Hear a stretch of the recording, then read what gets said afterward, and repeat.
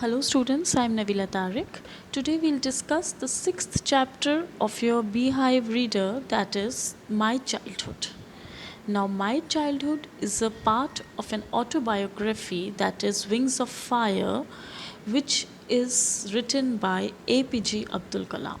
Everyone knows who was APJ Abdul Kalam, a very own leader and scientist who had who guided India in the very early of the 21st century, and also he became a very successful president.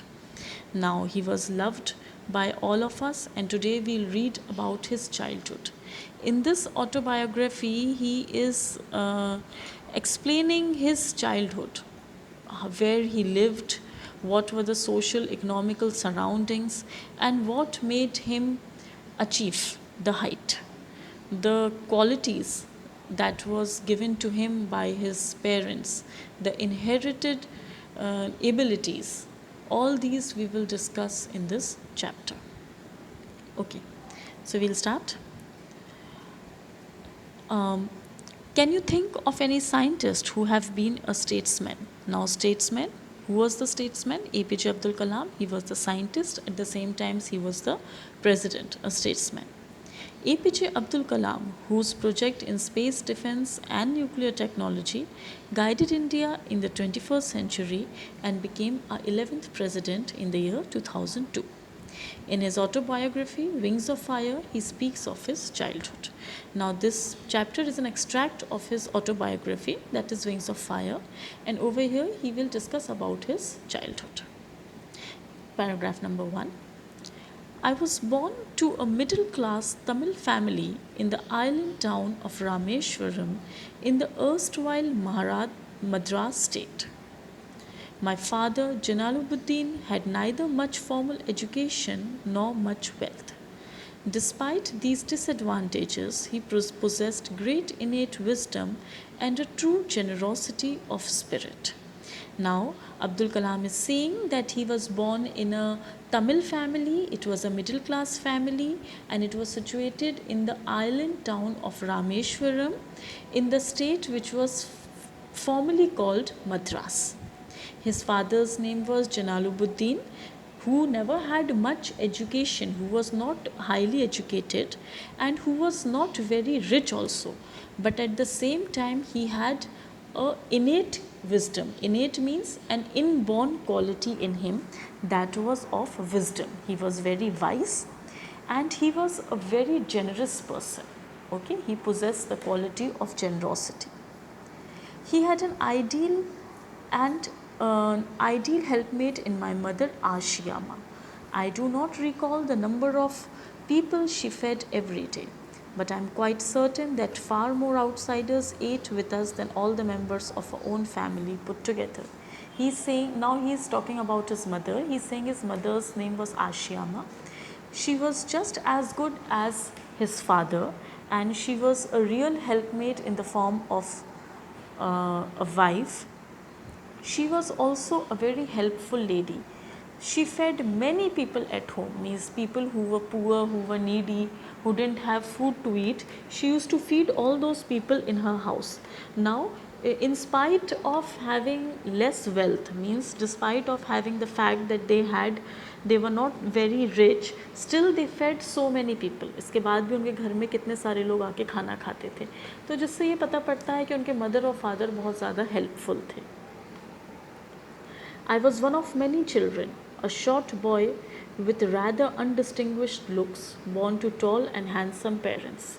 We lived in an ancestral house which was built in the middle of the 19th century. It was a fairly large pakka house made of limestone and brick on the Mosque Street in Rameshwaram. Now, he is speaking about his brothers and sisters. He is saying that he had many brothers and sisters, and he is talking about his own physical experience. As you all know, that Abdul Kalam was not a very handsome looking person. Okay, so he is accepting his looks and he is saying that I was a very short boy with undistinguished looks, means very ordinary looks, which will not make me different.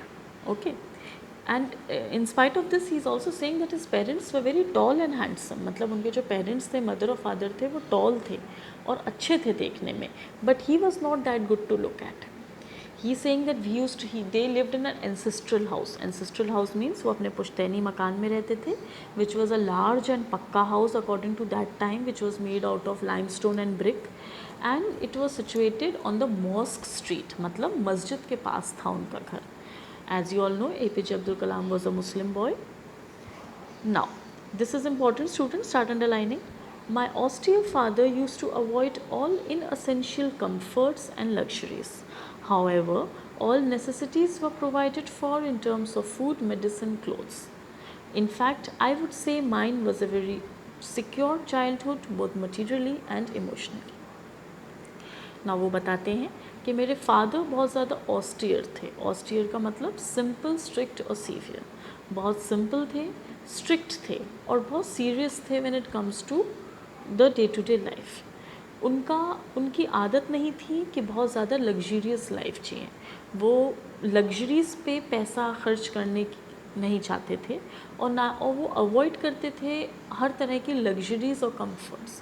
Means he wanted to live a very simple life. He laid stress on the necessities, not on the inessential, unimportant luxuries and comforts. But when it comes to food, medicine, clothes and other basic necessities, उनके पास सारी चीज़ें थी. उनके घर में हर तरह की सहूलियत थी. He was fulfilled with medicines, with clothes, with food, everything was good. But he did not want unimportant luxuries to be included in the household. And eight the same times he is saying that mind was a very secure childhood.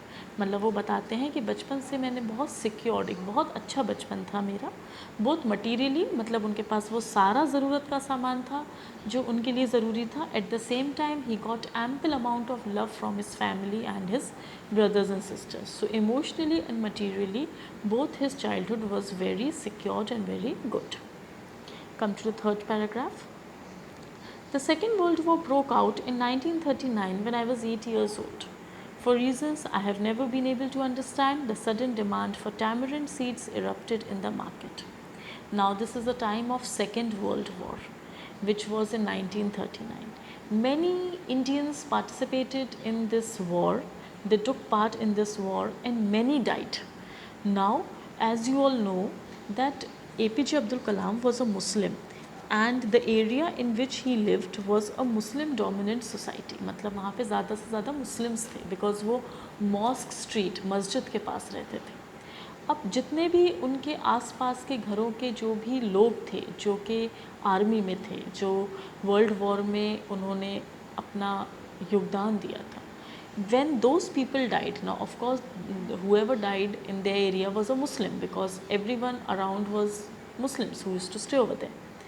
So he is saying suddenly a demand for tamarind seeds. Tamarind seeds means इमली के बीज की बहुत जल्दी demand erupt हुई market में, एकदम से रेज हुई है डिमांड. Now why?